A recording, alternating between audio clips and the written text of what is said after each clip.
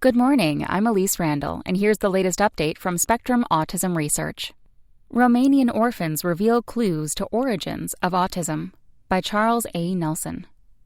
There are many risk factors for autism, some genetic and others environmental, but few are more intriguing and disturbing than psychosocial deprivation in infancy. Psychosocial deprivation is essentially a lack of caregiver stimulation and investment. It is particularly common among children reared in institutions. Researchers, myself included, have been studying the effects of psychosocial deprivation in Romanian children who were institutionalized as infants. These orphans lived in large white rooms crowded with cribs. They were fed and changed, but otherwise ignored. After the Ceausescu regime ended in December 1989, journalists from the United States and Europe flooded into the country and began to report on the plight of the more than 170,000 children living in state-run institutions. Many of these orphans were adopted as young children and went on to better homes, but up to 10% of these adoptees still have persistent social difficulties and repetitive behaviors, a set of features sometimes referred to as quasi-autism. Autism features in these children are most likely rooted in their early lack of social experience. Experience serves as the set of instructions that guide the formation of circuits in the developing brain. When deprived of experience, the brain is left to wire itself, and the process can go awry. The path to autism in Romanian orphans is likely to be different from that of other children with the condition. Whether the orphans who are diagnosed with autism even have the same condition as others with the diagnosis is debatable. Yet, understanding what gives rise to autism features in children who were socially deprived as infants could offer clues to these features more broadly and hint at interventions to ease them. Seeking stimulation. 2 studies have addressed the link between early psychosocial deprivation and autism. The English-Romanian Adoptees study, which began in the early 1990s, is tracking the development of 165 Romanian orphans who were adopted into homes in the United Kingdom before age 2. About 10% of the children adopted after 6 months of age were diagnosed with autism sometime in childhood. I am co-leader of a second study, the Bucharest Early Intervention Project, in which a team of researchers has followed 136 Romanian orphans from as early as infancy into adolescence. At the start of the study, the children ranged from 6 to 30 months of age when we assigned half of them to a high-quality foster care program. The other half remained in institutional care. About 5% of the children meet the criteria for autism regardless of whether they entered foster care.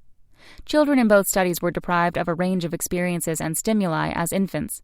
They had little to look at or listen to other than the babies in cribs beside them. No one talked to them, played with them, or responded to their cries. Infants who lack external stimulation often resort to self-stimulation. A common form of self-stimulation is repetitive behavior, such as hand flapping or rocking. We found that more than 60% of children in our study show these behaviors, even though most fall short of an autism diagnosis. Interestingly, placement into high-quality foster care after infancy but before the age of 2 is associated with a dramatic decrease in the prevalence of repetitive behaviors by age 5. The foster care provided the children with the social interaction and sensory stimulation that they had lacked earlier.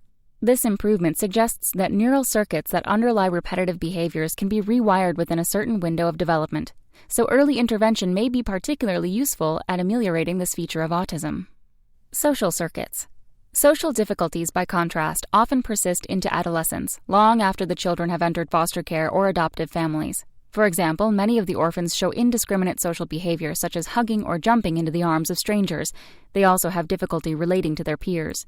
Children who left the orphanages before age 2 tend to show subtler social difficulties than those who left later or who remained institutionalized. But the fact that some difficulties remain suggests that there is a critical period for aspects of social and emotional development. If children fail to receive the stimulation required to facilitate healthy development, they may not recover.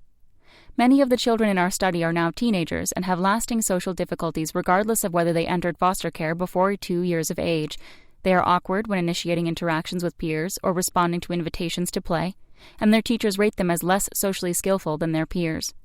The persistence of these problems is additional support for the idea that the neural circuits underlying social behaviors are forged during the first 2 years of life and are relatively inflexible after that age. Most researchers who have met the Romanian orphans agree their condition appears to be different from classic autism. So it is unclear whether the mechanisms underlying the features of these orphans are the same as those that underline autism.